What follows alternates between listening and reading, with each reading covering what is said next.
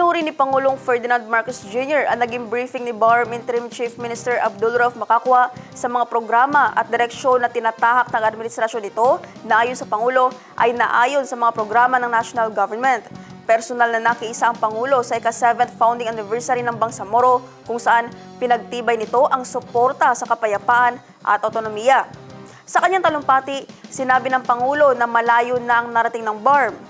Lagian niyang isipin ang pagkakaisa at hindi pagkakawatak-watak. Ang News Now mula kay Jen Garcia. Nakiisa si Pangulong Ferdinand Marcos Jr. sa pagdiriwang ng ika-7th founding anniversary ng Bangsamoro Autonomous Region in Muslim Mindanao ngayong araw ng Miyerkules, Enero 21, 2026 na ginanap sa Sharif Kabunsuan Cultural Complex sa Cotabato City. Bitbit ang temang BARM 2026, simbolo ng pagkakaisa, alaala sa mga sakripisyo at pagpapatuloy ng mas matatag na Bangsamoro. Sa kanyang talumpati, binigyang diin ng Pangulo na malayo na ang narating ng BARMM. Lagian niya isipin ang pagkakaisa at hindi pagkakawatak-watak. Binigyang diin nito ang kahalagahan ng BARM parliamentary elections. Pinuri ng Pangulo ang mga naging briefing ni BARM Interim Chief Minister Abdul Rauf Makakwa sa mga programa at direksyon na tinatahak ng administrasyon nito na ayon sa Pangulo ay naayon sa mga programa ng national government. The other cabinet officials that are present with us today, of course, Bangsamoro Autonomous Region in Muslim Mindanao officials led by Chief Minister Abdul Rauf Makakwa,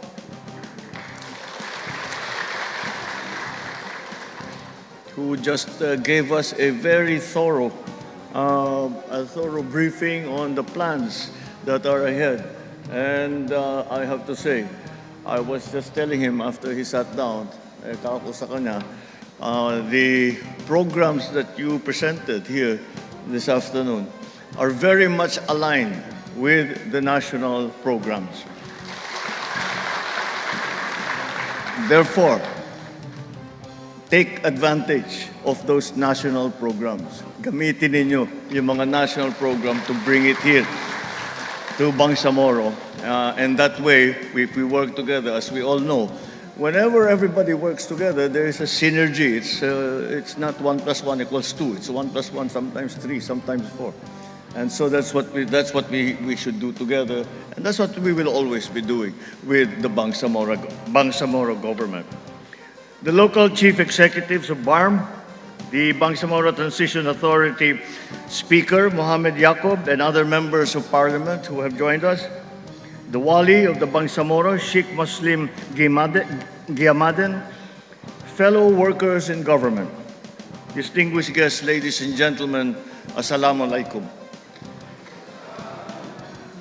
We commemorate today the 7th founding anniversary of the Bangsamoro Autonomous Region in Muslim Mindanao, which we have come to refer to as BARM.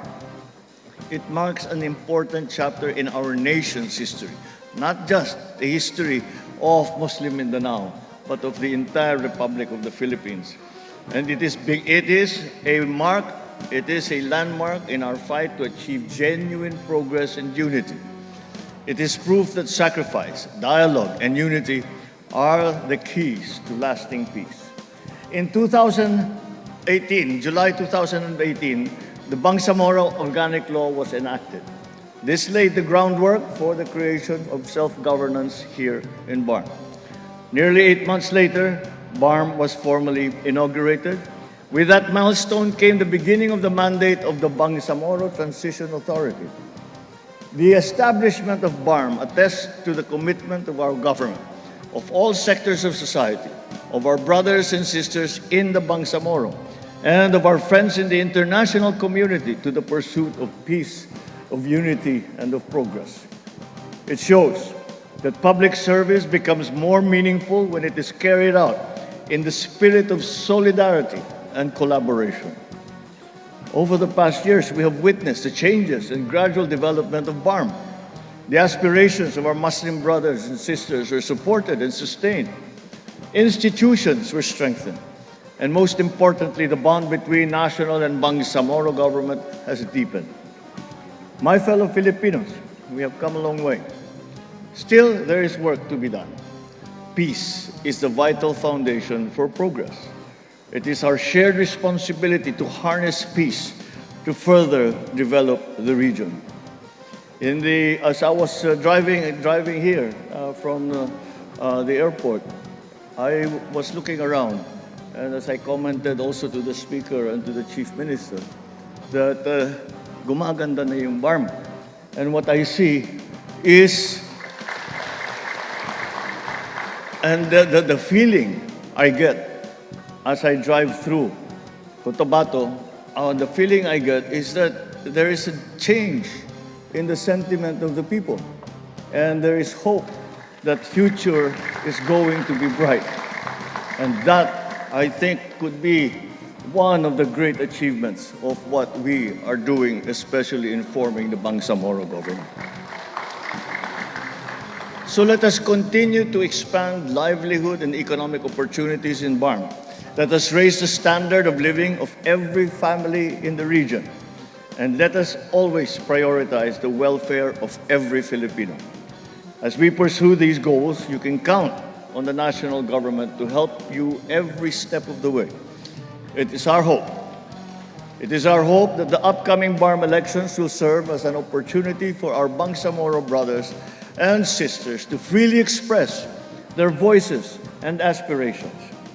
We aspire to further strengthen a leadership that truly serves the people, one that reinforces democracy and accountability. This is the kind of governance that we should pass on to the next generation. A government rooted in accountability, a system strengthened by participation, and a nation guided by shared responsibility. My fellow Filipinos, we must stand as guardians of the progress that we have made through peace. Let us always choose unity and cooperation over division. In a very true sense, the Bangsamoro government will have a big advantage, perhaps even over other regional governments and even the national government. Why do I say that? I say that because you are creating a government from a blank sheet, on a blank sheet of paper. You do not need to make the same mistakes that everybody else has done in the past. I'm sorry to say, when we were talking about investment, what businessmen are really looking for is the ease of doing business. Na madali magbukas ng korporasyon, madali mag-register, hindi naman masyadong mahal yung mga permit, ganun-ganun.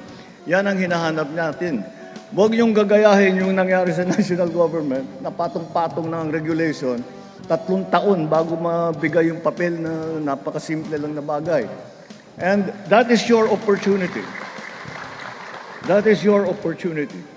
That you can make your government into what exactly it is you want to make it.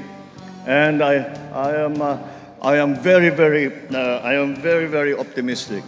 And I am very excited for the almost 4.5 million residents here in the Bangsamoro that I see for them. I am very excited for them because I know that the future will be bright and that the Bangsamoro people will flourish as you collect the dividends of peace. So together, let us build a bagong Pilipinas marked by peace, by unity, and a shared belief in a brighter future. Itinatag ang BARM noong 2019 matapos ang ratifikasyon ng Republic Act No. 11054 o ang Bangsamoro Organic Law sa pamamagitan ng isang legal at 2 yugtong plebisito. Pinalitan nito ang dating Autonomous Region in Muslim Mindanao o ARMM. At naglatag ng isang bagong regional na pamahalaan na may mas malawak na kapangyarihan sa sariling pamamahala at sistemang parlamentaryo.